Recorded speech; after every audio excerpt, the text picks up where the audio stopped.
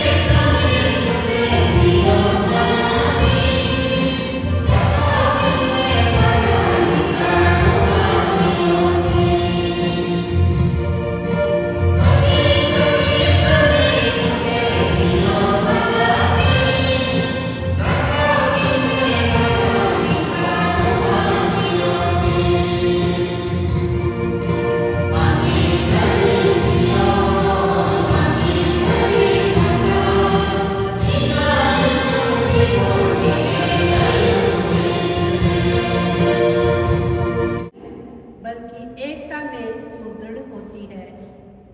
आज की यह प्रार्थना सभा में हमें आपसी समझ, सहयोग, क्षमा और भाईचारे की भावना को और अधिक गहराई से अपनाने का अवसर प्रदान करती है। आप सभी की गरिमामयी उपस्थिति इस सभा को विशेष महत्व प्रदान करती है। हम प्रभु से प्रार्थना करते हैं कि वह हमारे बीच सच्ची एकता स्थापित करे और हमें अपने प्रेम एवं शांति के साधन के रूप में उपयोग करे। आइए हम एकता सभा हेतु पावन का प्रार्थना में सम्मिलित हों। पहला क्रंथियों पहला अध्याय 12-13 पद में संत पौलुस लिखते हैं, आप लोग प्रत्येक अपना अपना राग अलापते हैं, यानी हम में से प्रत्येक यह कहते हैं, मैं पौलुस का हूँ, अपुल्लोस का हूँ, मैं कैफास का हूँ और मैं मसीह का हूँ। क्या मसीह खनखन हो गए हैं? हे परमपिता परमेश्वर, कई वर्षों से कलीसिया में एक दूसरे के प्रति अलगाव, अविश्वास एवं संदेह जैसी दर्दनाक परंपरा बनी है। इस प्रकार की भावना जो हमें एक दूसरे से दूर रखती है, इन पापों को हम अंगीकार करते हैं और आपसे क्षमा मांगते हैं।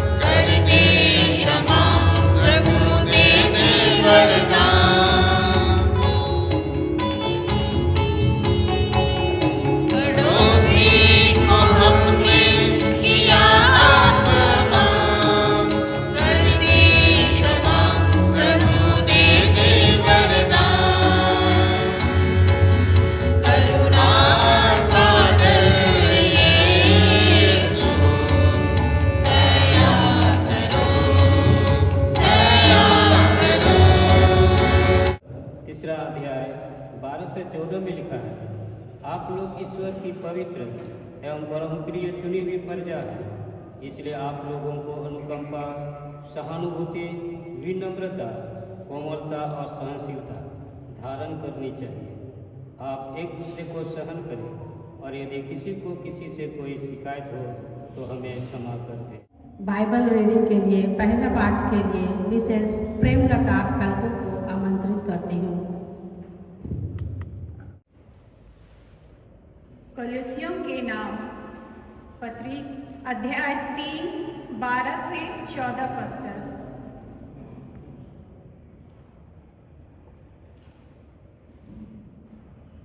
आप लोग ईश्वर की पवित्र एवं परम प्रिय चुनी हुई प्रजा हैं, इसलिए आप लोगों को अनुकंपा, सहानुभूति, विनम्रता, कोमलता और सहनशीलता धारण करनी चाहिए। आप एक दूसरे को सहन करें और यदि किसी को किसी से कोई शिकायत हो तो एक दूसरे को क्षमा करें। प्रभु ने आप लोगों को क्षमा कर दिया, आप लोग भी ऐसा ही करें। इसके अतिरिक्त आपस में प्रेम भाव बनाए रखें। वह सब कुछ एकता में बांधकर पूर्णता तक पहुंचा देता है। यह प्रभु की वाणी है।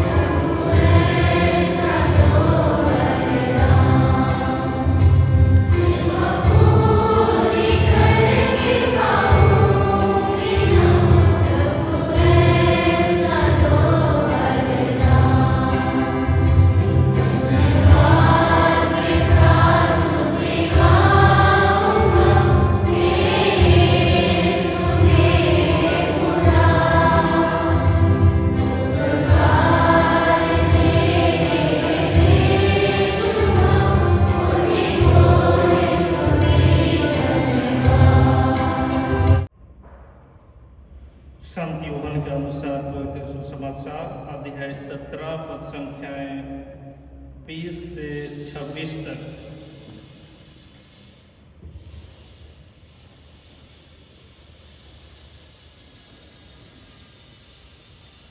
मैं न केवल उनके लिए विनती करता हूँ बल्कि उनके लिए भी जो उनकी शिक्षा सुनकर मुझ में विश्वास करेंगे।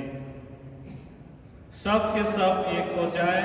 पिता, जिस तरह तू मुझ में है और मैं तुझ में, उसी तरह वे भी हम में एक हो जाए, जिससे संसार यह विश्वास करे कि तूने मुझे भेजा।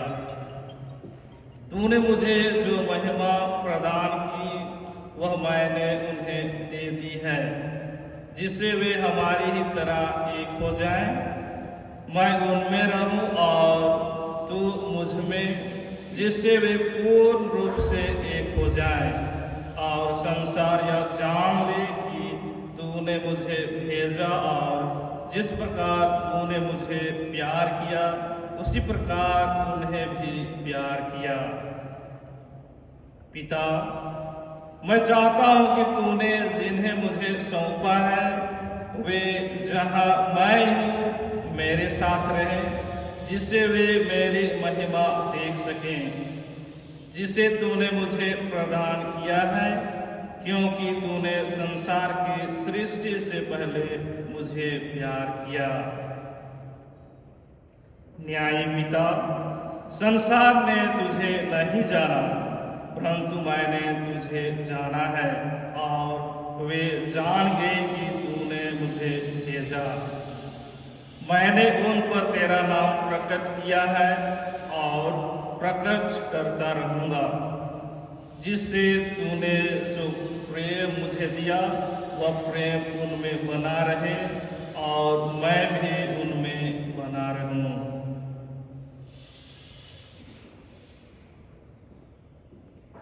प्रभु का पवित्र सुसमाचार है।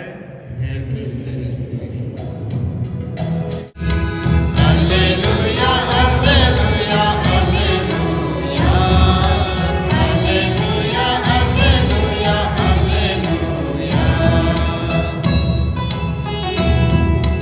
Hallelujah, hallelujah, hallelujah, hallelujah, hallelujah, hallelujah.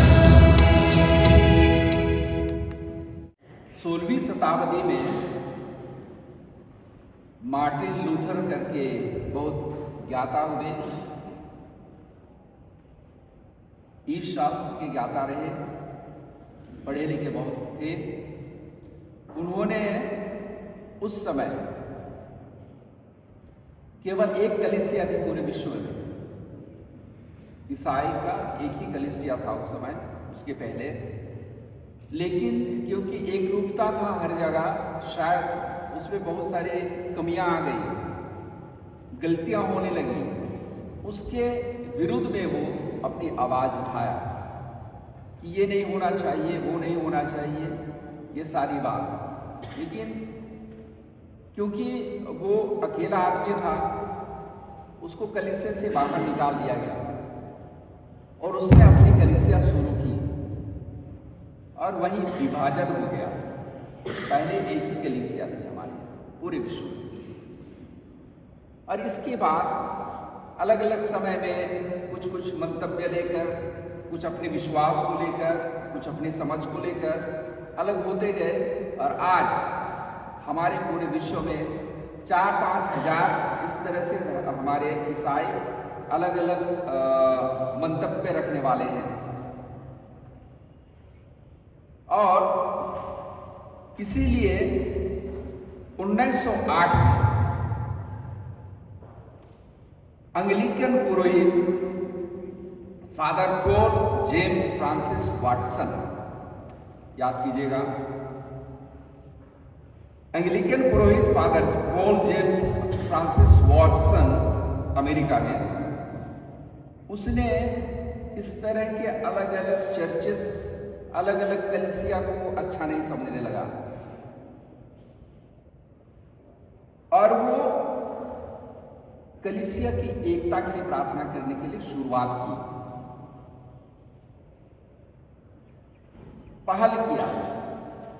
और उससे विशेष रूप से कैथोलिक कलीसिया के लिए उसने अपनी पहल की कि हम एक हो जाएं।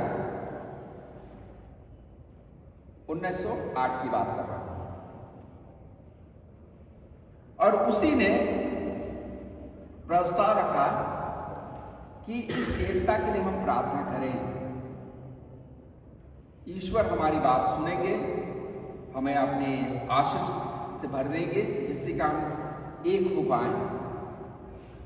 और उन्होंने 18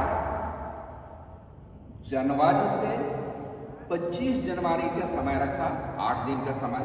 सप्ताह हम कहते हैं एकता ख्रिस्तीय एकता का सप्ताह करते हैं, लेकिन 8 दिन का है। तो ये दिनों में हम प्रार्थना विशेष रूप से करें कि कलीसिया एक साथ आ जाएं।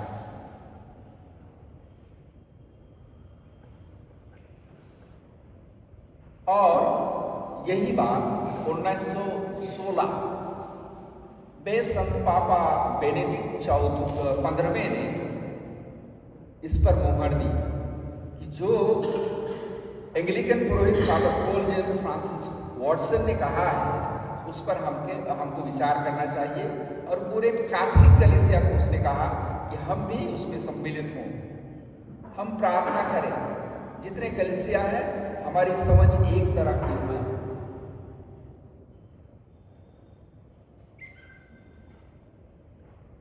और 1930 के दशक में फ्रांस के फादर पॉल कुतिलिए उसने एक तरह से आंदोलन छोड़ दिया, अलग अलग कलीसिया थे वहां जाकर, कि हम साथ में एक रूपता हम दिखाएं।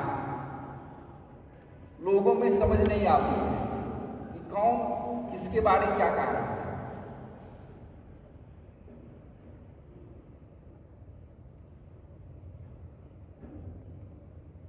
जैसे एकता मसीह चाहते हैं और जिन साधनों से वे चाहते हैं, उसी दृष्टिकोण से हम आगे बढ़ने की कोशिश करें।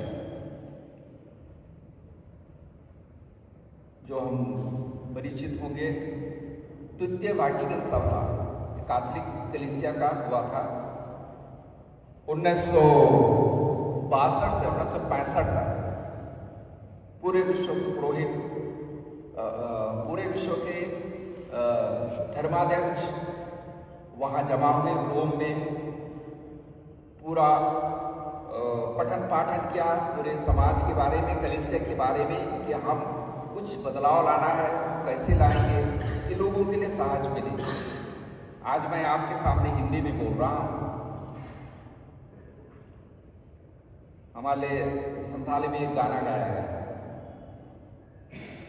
ये 1962 के पहले संभव नहीं था कैथोलिक कलीसिया के बारे में।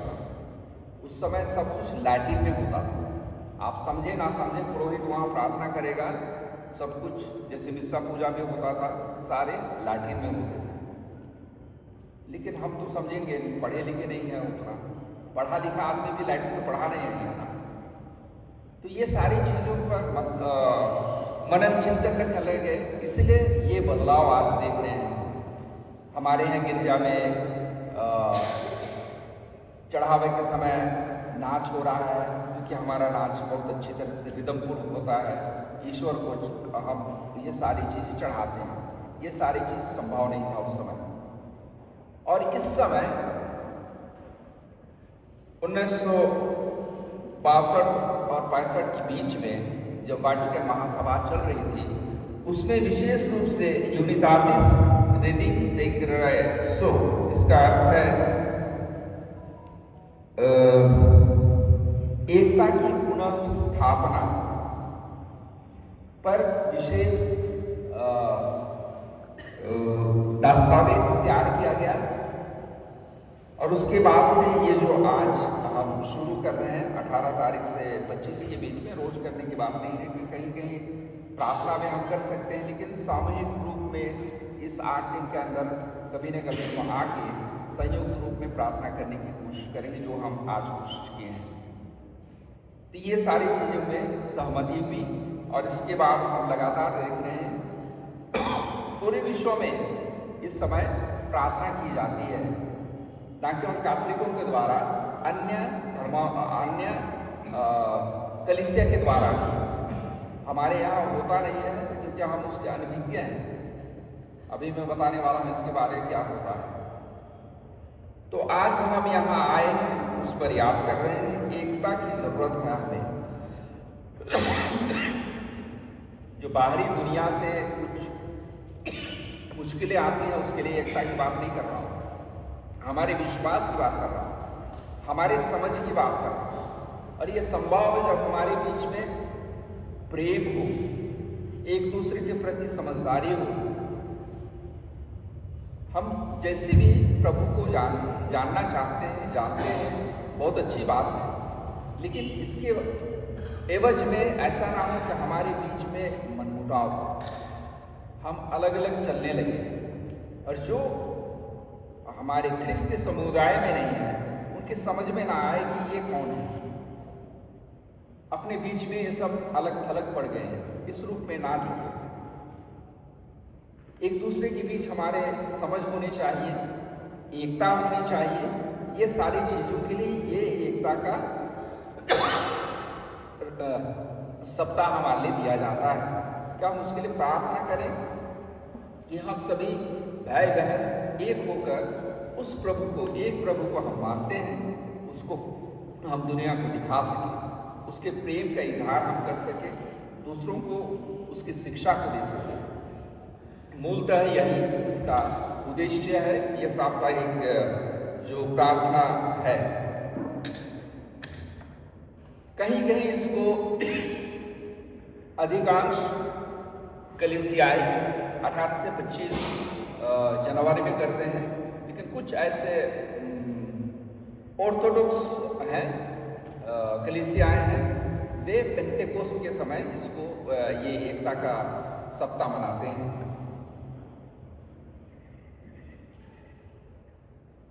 और ये हर वर्ष का विषय और प्रार्थना सामग्री विश्व कलीसिया परिषद WCC, world council of churches, वो चुनते हैं, जिसमें सब चर्च के हेड सब रहते हैं। उनकी एक मीटिंग होती है, 2 मीटिंग होती है, उसके बाद वहाँ इनको दिया जाता है कि इस साल का जो प्रार्थना का विषय होना चाहिए, प्रार्थना सभा होनी चाहिए, उसके लिए जो विषय होने चाहिए, ये सबका चुनाव के लिए एक कलीसिया को दिया जाता है। ये हर साल होता है, लेकिन शायद बहुत कोई हम लोग अनभिज्ञ हैं इससे, हम छोटे रूप में उसको समझने की कोशिश कर रहे हैं।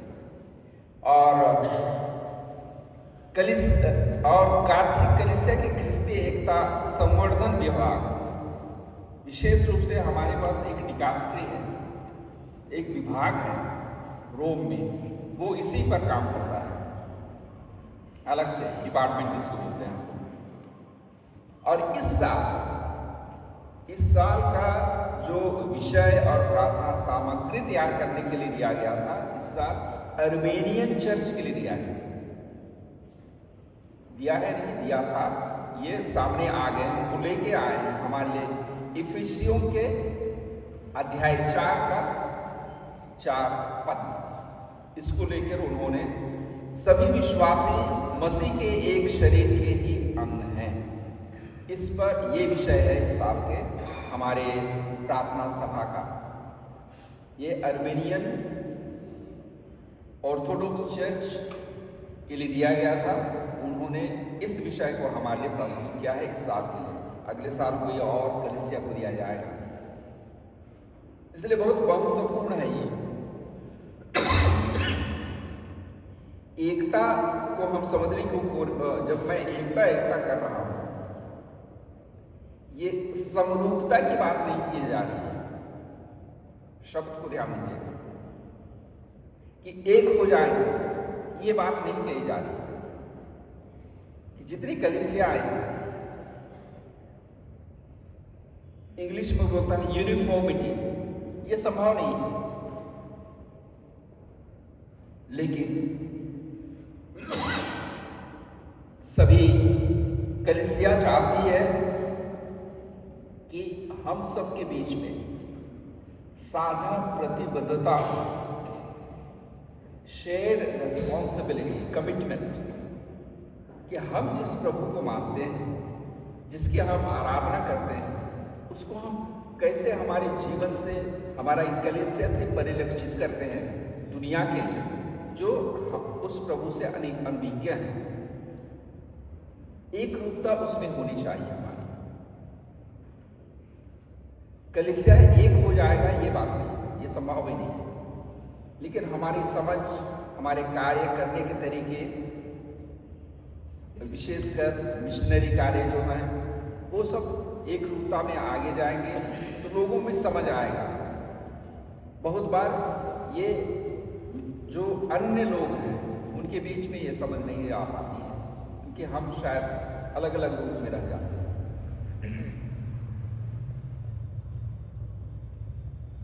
इसलिए इस साल का विषय है सभी विश्वासी मसीह के एक ही शरीर के अंग हैं।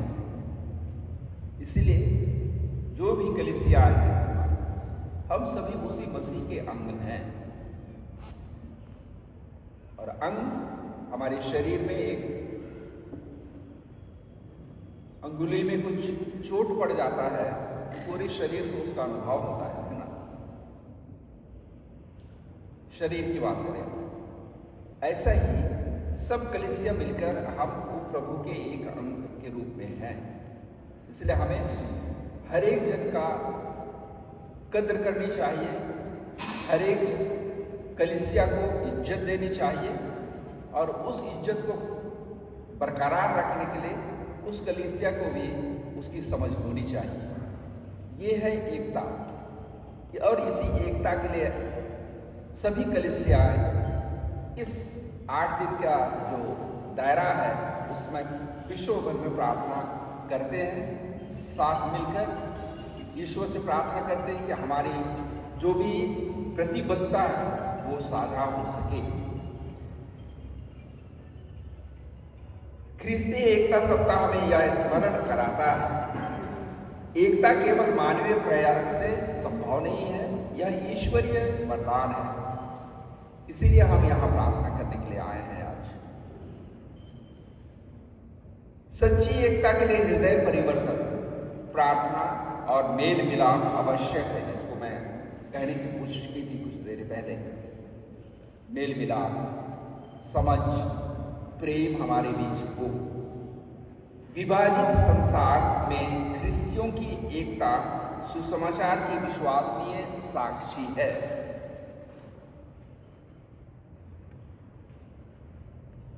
और शायद जिस प्रभु को हम अपने गुरु मानते हैं,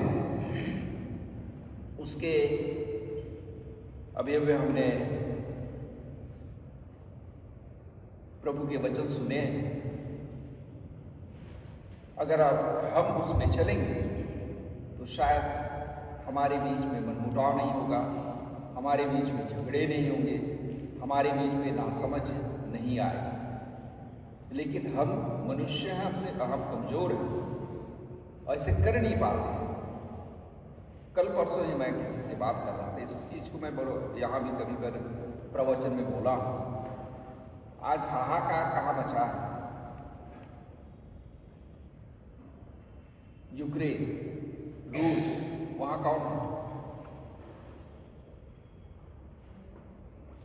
टोटल ईसाई समुदाय है, ऑर्थोडॉक्स, इजराइल, गाजा। कल परसों आपने वेनेजुएला की बात सुनी, आप वहां का प्रेसिडेंट उठा के रातों रात ले गए, कहा अमेरिका। ये सारी चीज सुने, मैं क्या कहना चाहता हूं, ये सारे बहुत सारे देश हैं जो ईसाइयत के, पूरे के पूरे देश ईसाई हैं,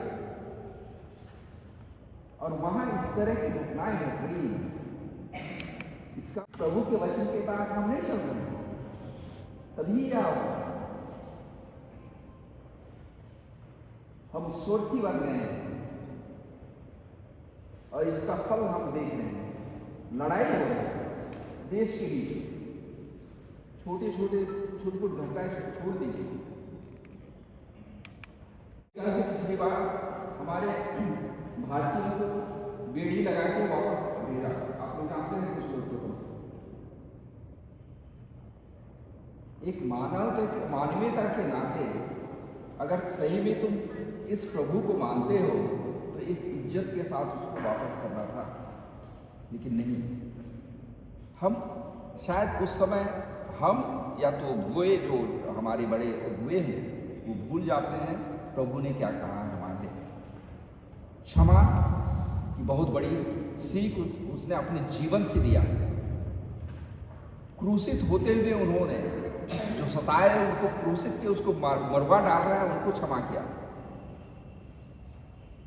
हमारे साथ तो बहुत छोटी छोटी घटनाएं घटती हैं, परिवार में भी हो सकता है, अपने कलीसिया में हो सकता है, भाई बहनों के बीच हो सकता है, लेकिन जब तक हम उस शिक्षा को अपने में अमल नहीं करेंगे तो प्रभु की शांति की जिस बात को हम करते हैं उसका अनुभव मैं जीवन में कर नहीं सकता। और यही हो रहा है बड़े स्तर पर, जिस लड़ाई की बात कर रहे हैं। बहुत छोटे स्तर पर भी व्यक्तिगत जीवन में भी हो रहा है, पारिवारिक जीवन में भी हो रहा है, कलीसियाई क्षेत्र में भी हो रहा है, देश में हो रहा है, विदेश में हो रहा है, पूरे विश्व में हो रहा है इस तरह का। क्योंकि प्रभु के वचन के अनुसार हम चलने में असमर्थ हैं। और शायद जब हम एकता की बात कर रहे हैं तो कुछ ऐसे परिस्थितियां होनी चाहिए, माहौल बनना चाहिए जहां बैठकर हम मनन चिंतन कर सकें कि सही रूप में हमें क्या करना चाहिए और करनी चाहिए। जब एक दूसरे के बारे में समझ होगी तभी ये हो पाएगा। इसीलिए एकता बहुत जरूरी है यार। कलीसियाई रूप से ही नहीं सही, लेकिन दुनियाई दृष्टि के रूप में भी देखेंगे यह बहुत आवश्यक है।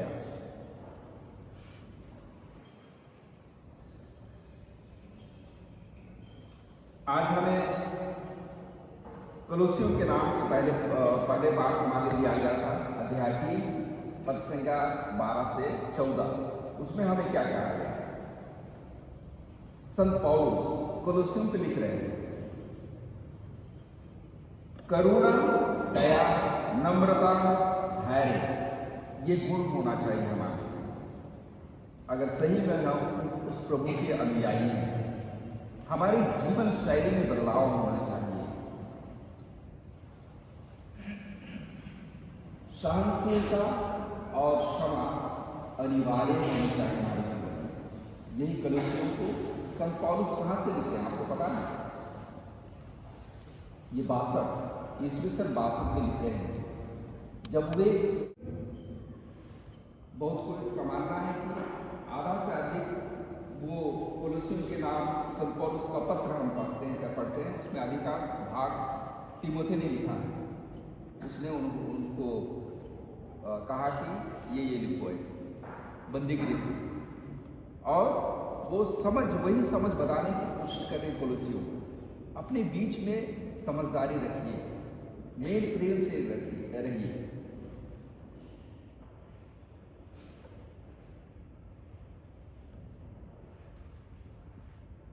संत जॉन रचित सुसमाचार से हमें आज का दूसरा पाठ सुनाया गया, जिसमें एकता और प्रेम की बात हमारे सामने रखी गई। और उसमें यीशु कह रहे हैं, यूहन्ना कह रहे हैं कि ना केवल उस समय जो उससे उनकी बात सुनने वाले थे, यीशु के प्रवचन सुनने वालों के थे, लेकिन बाद में आने वालों जैसे हम सब लोग सुने। प्रभु के चेहरे अलग अलग कोने में चले गए दुनिया में, उसके द्वारा हमने प्रभु को पाया है। उनके लिए भी आज इस सुसमाचार में कही जा रही बात, अर्थात हमारे लिए नहीं जा रही। हम प्रभु को देखे नहीं, हम उसके साथ 3 साल घूमे नहीं, इतना तक कि वो कहाँ घुमा फिरा वो नहीं याद, 2000 वर्ष पहले की बात है ये सारी। लेकिन हम विश्वास के आंखों से प्रभु के पवित्र वचन से हम उसके बारे में जानते हैं। प्रभु कौन है हमारे लिए, हमारे जीवन के, हमारे इस कलीसिया के।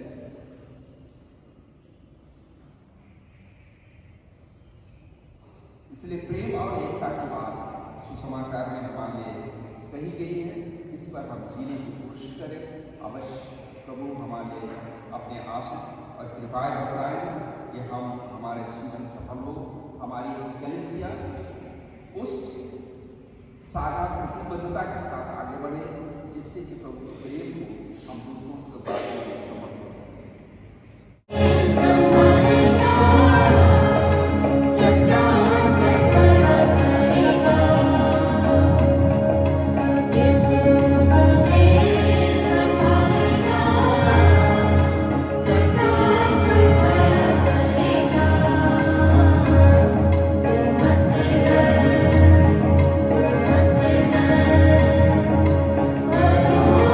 Hallelujah.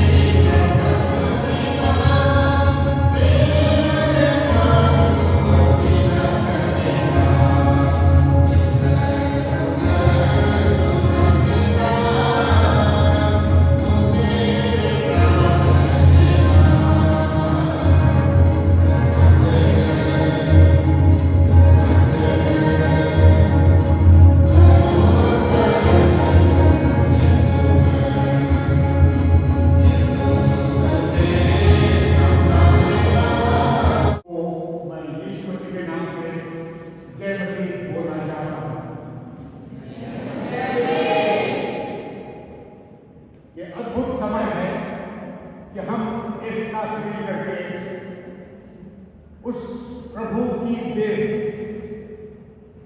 को अपने बीच में पनपते हुए देखें। बहुत थोड़ा समय मेरे पास है, मैं कोशिश करूंगा कि इस थोड़े समय में एक दो बातें आपके सामने रख दूं, क्योंकि ये समय, हम ऐसे समय में जी रहे हैं जब पूरे दुनिया में हाहाकार मचा हुआ है। लोग सोच रहे हैं अब क्या होगा। हमारे बिशप स्वामी ने याद दिलाया इतिहास के विषय में और आजकल की होने वाली घटनाओं के विषय में बताया। सबके सोच में ये पैदा हो गई कि अब क्या हो रहा है और क्यों हो रहा है। एक और उपयोगी बात उन्होंने बताई, ये सारे देश जहां ये सब बातें हो रही हैं, यानी मार काट, खून खराबा जिन देशों में, वहां मेजॉरिटी में मसीही लोग हैं, ईसाई या क्रिश्चियन हैं। हमारे मन में नेचुरली स्वाभाविक रूप से ये बात उत्पन्न होती है कि आखिर क्या कारण है, क्यों ऐसा होता है। ऐसा तो नहीं होना चाहिए। हमारे प्रभु यीशु मसीह, जिसका नाम हम सभी लोग लेते हैं, चाहे घरों में चाहे चर्चों में, लेकिन बाहर उसका रूप दिखाई नहीं देता। यीशु मसीह का चरित्र हमारे कामों में दिखाई नहीं देता। रशिया में, अर्मेनिया,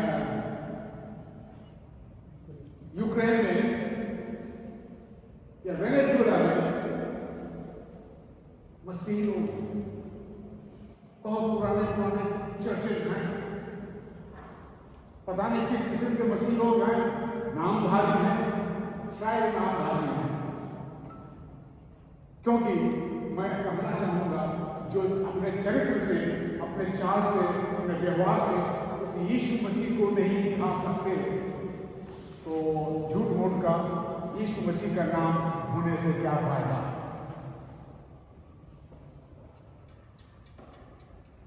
हम लोगों के लिए एक दुख की बात है, मसीह की कलीसिया के लिए दुख की बात है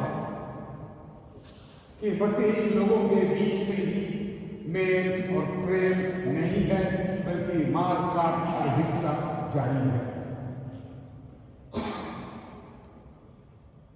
ये सोचने की बाहर की बात है, एक मसीही व्यक्ति दूसरे मसीही व्यक्ति को कैसे मार सकता है।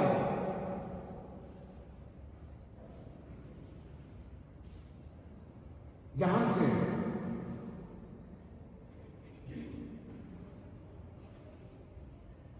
और एक शिक्षा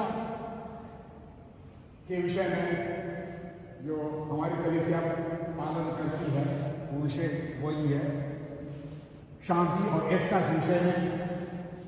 कि पहली बात यह है कि हर एक मनुष्य परमेश्वर के स्वरूप में सृजा गया है। कोई भी व्यक्ति, गोरा काला, धनी गरीब, अनपढ़ विद्वान, हर कोई, किसी भी देश में रहने वाला व्यक्ति परमेश्वर के स्वरूप में सृजा गया है। परमेश्वर ने सृजा है, उसी ने हमें आत्मा दी है, उसी ने हमें प्राण दिया है। और कैसे हम उस व्यक्ति का प्राण ले सकते हैं जिसको हम दे नहीं सकते। आपका आशीष होने पाए और प्रभु जी इस छोटा सा दान में आपका बहुतायत का आशीष हो सके और आपकी सेवा के लिए इस्तेमाल हो सके। जो बच्चों ने प्रभु जी दान पेटी को सभी के पास ले गए हैं, उनको भी बहुतायत का आशीष देना। धन्यवाद देते हैं प्रार्थना को ग्रहण करने के लिए। प्रभु यीशु मसीह के नाम से प्रार्थना विनती को मांगते हैं, आमीन। प्रभु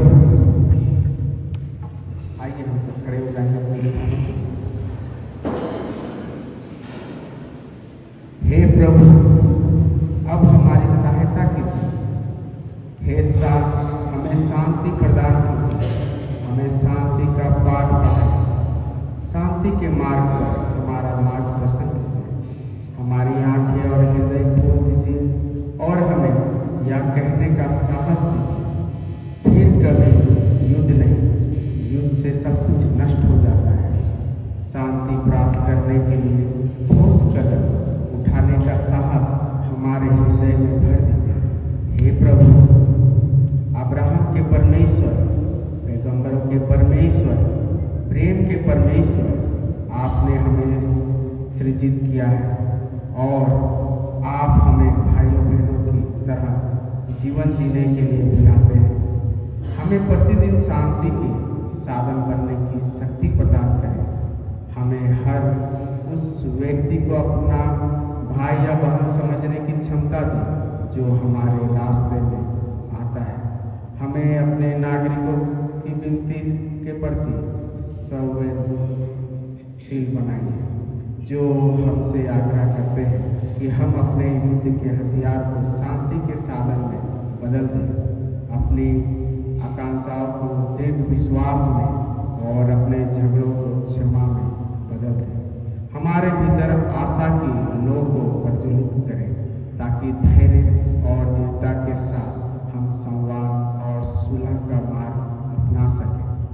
इस प्रकार शांति की विजय हो और विभाजन, घृणा और युद्ध जैसे शब्द प्रत्येक पुरुष और स्त्री के हृदय से मिट जाए।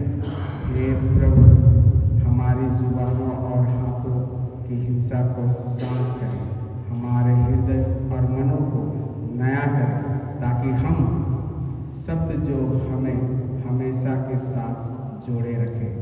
आमीन।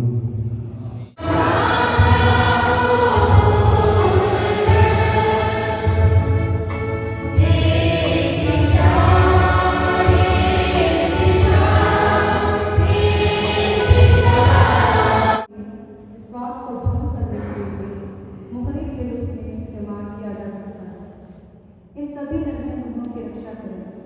प्रत्येक को उन अत्याचारों से होने वाले दीर्घकालीन मनोवैज्ञानिक नुकसान, भावनात्मक पीड़ा या बदले की भावना से बचाएं जिन्हें उन्होंने सहा है और देखा है।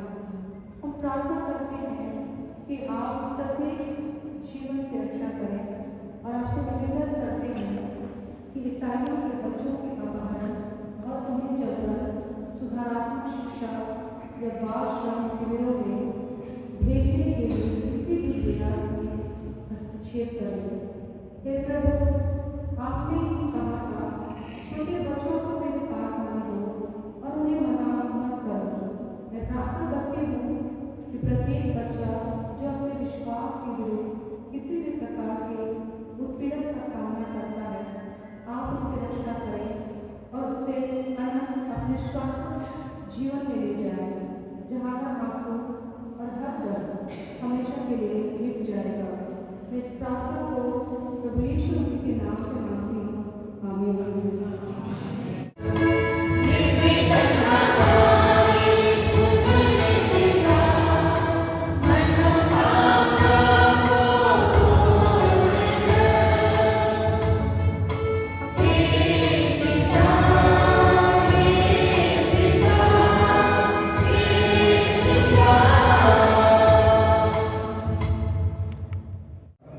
आज मैं यीशु मसीह के लिखे हुए अनुयायियों को आपके समक्ष प्रस्तुत करता हूँ। जिस प्रकार यीशु ने प्रार्थना की, न केवल अपने शिष्यों के लिए जो उनके सामने खड़े थे, बल्कि उन सभी के लिए जो उनके संदेश के द्वारा उन पर विश्वास करेंगे।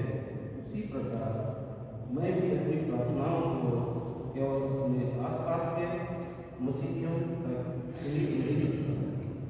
प्रभु, आज हम लाखों की संख्या में भाषा, पंथ और रीति रिवाजों से विभाजित हमारे इस विभाजन से हमें लज्जित किया है और सुसमाचार के प्रसार में बाधा डाली है। हे पिता, हमें एक कर दीजिए जिस प्रकार आप और आपका पुत्र एक है। क्या आप हमें कर देंगे?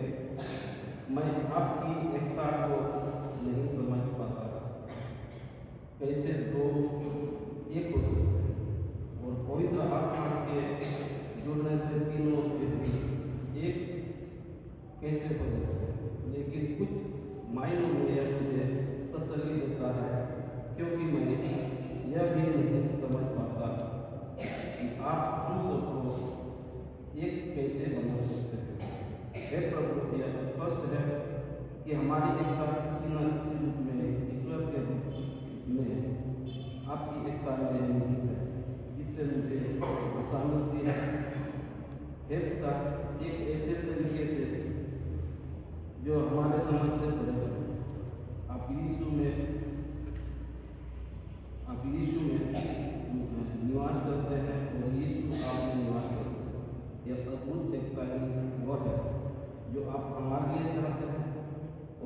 कारण का हमें यीशु में विश्वास करने वालों को अपने में निवास करने के लिए आमंत्रित करते हैं।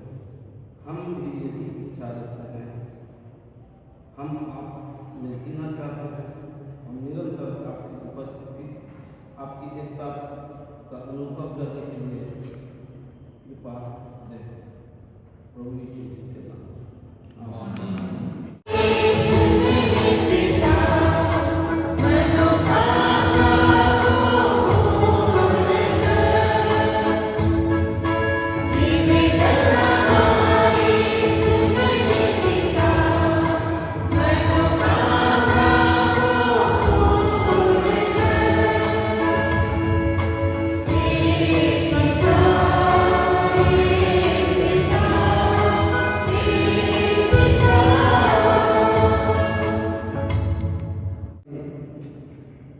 असंस्कार का सामना करने वालों के लिए हे हमारे प्रभु और स्वर्गीय परमेश्वर, जिन्होंने कष्ट सहा, रक्षात किया और भयानक परिस्थितियों में मृत्यु को प्राप्त हुए तथा नवजीवन प्राप्त किया, हम आपके समस्त मसीह में विश्वास करने वालों उन सभी लोगों को प्रस्तुत करते हैं जो आपके खातिर घृणा और असहिष्णुता के कृत्यों का सामना कर रहे हैं, जो आज दुनिया के विभिन्न देशों में अन्य ईसाइयों के जीवन को तबाह कर रहे हैं।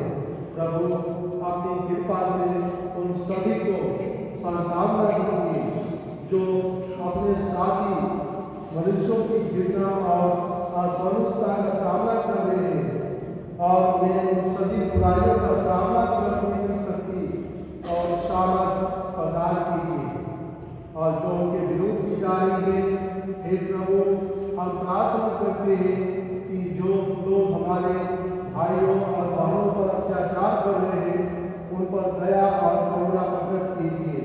हे प्रभु जो भी कष्ट भोग रहे हैं, उन्हें यह एहसास दिलाए कि आप उनके हर संघर्ष में उनके साथ हैं, उनकी शारीरिक आवश्यकताओं की पूर्ति करें और आपके दिव्य कृपा से उनकी आत्मा को सहारा दें, उनके हृदयों को आशा से भर दें, या जानते हुए कि आप हर परिस्थिति में उनके साथ हैं और उन्हें कभी नहीं छोड़ेंगे, ना ही उनका साथ छोड़ेंगे। यीशु के नाम में हम प्रार्थना करते हैं, आमीन।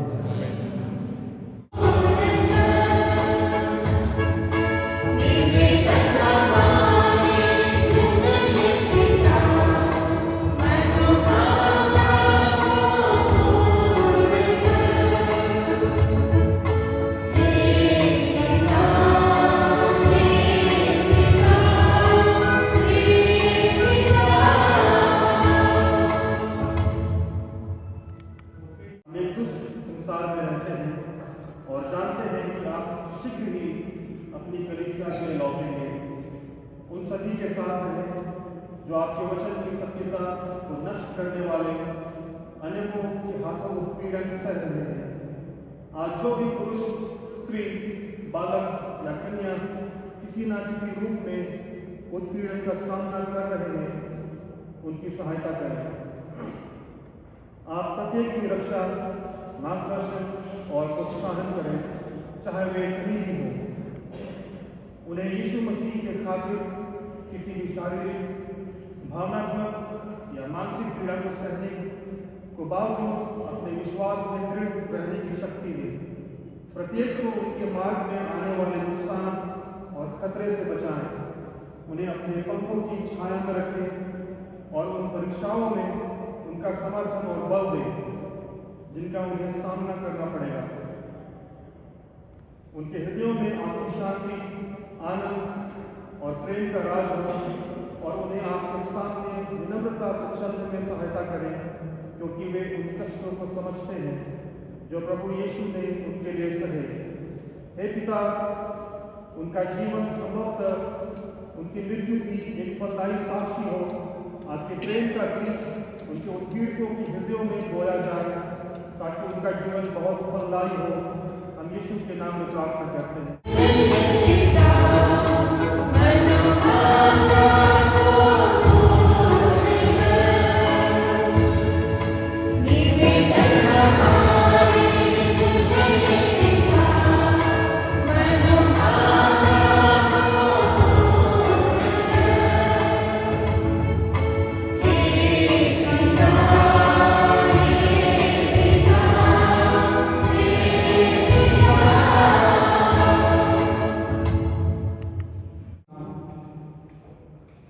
पिता परमेश्वर आपको धन्यवाद देते हैं आज के सुंदर समय के लिए जो आपने हम पूर्णिया की मंडली को दिया है कि हम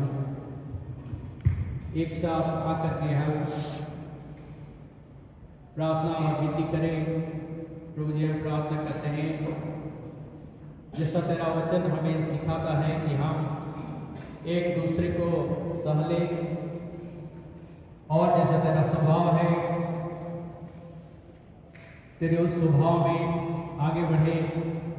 तू चाहता है कि हम नम्र रहें, तू चाहता है कि हम दीनता हम में हो, तू चाहता है कि प्रेम हम में हो। वो प्रेम वो दीनता और नम्रता हम सबके जीवन में दे ताकि हम एक कलीसिया के रूप में तेरे सम्मुख में निरंतर विनती और प्रार्थना अर्पण कर सके। प्रभु जी हम धन्यवाद देते हैं आज उपस्थित यहाँ हर एक पुरोहितों के लिए, हर एक पासवानों के लिए, हर एक बच्चे, हर एक महिलाएं, हर एक जवान जो यहाँ उपस्थित हो पाए कि हम एक कलीसिया के रूप में पूरे पूर्णिया के लिए, पूरे बिहार के लिए, पूरे भारत के लिए, पूरी दुनिया के लिए हम प्रार्थना कर सके। प्रभु जी तुझसे प्रार्थना करते हैं पूरी दुनिया में तेरी शांति और तेरा अनुग्रह बना रहे कि हम निरंतर तेरे स्वभाव में आगे बढ़ते जा सके। प्रभु हम इस समय को आपके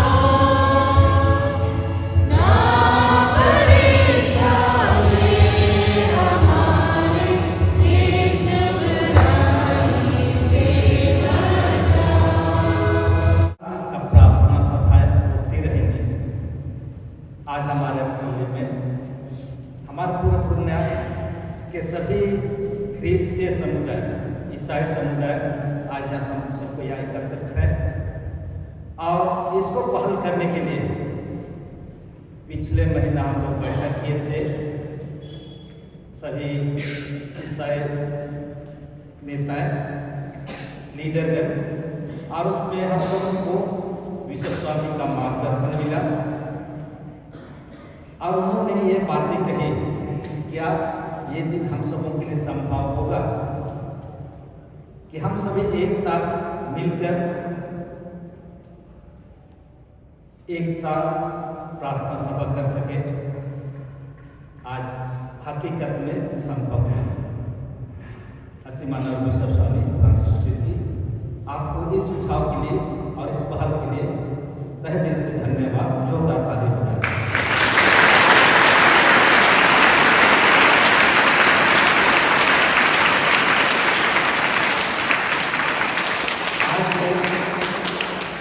पहल है और धीरे धीरे ये पहल एक कदम के बाद दूसरा कदम आगे बढ़ते जाएंगे।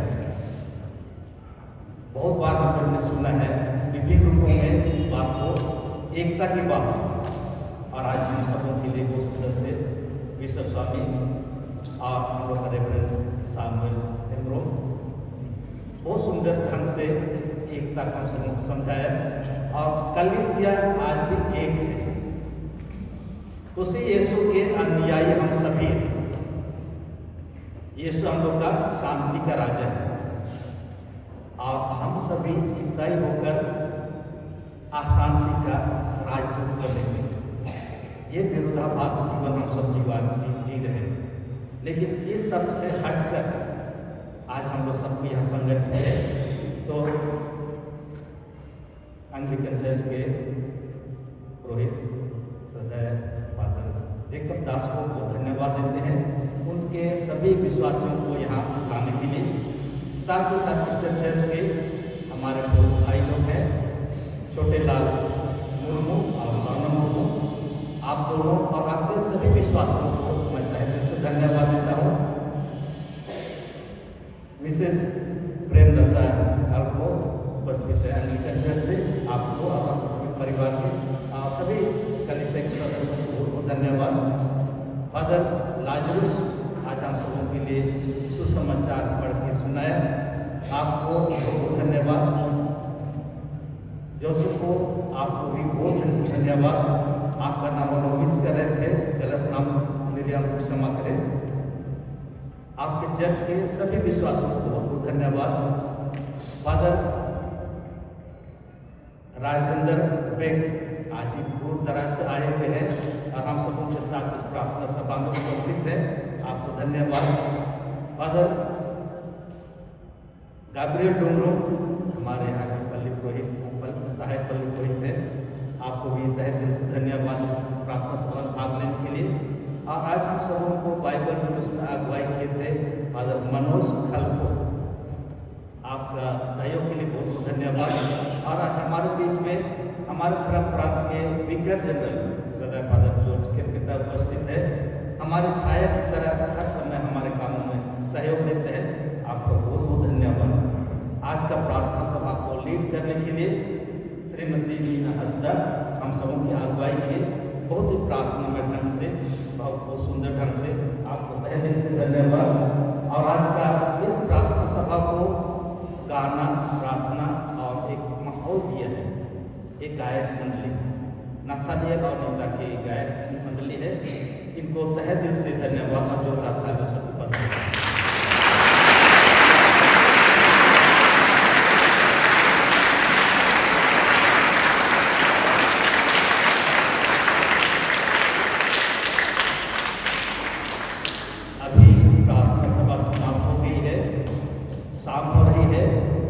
जितने भी बाहर से आए हमारे सभी विश्वासीगण, आप लोग गिरजाघर से निकले दाहिने तरफ कॉफ़ी का व्यवस्था किया गया है।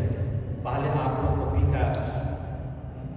कॉफ़ी ले लें, उसके बाद हमारे बच्चे बचेंगे तो हम लोग धीरे धीरे हम लोग नज़दीक वाले हैं उनके बाद में चाय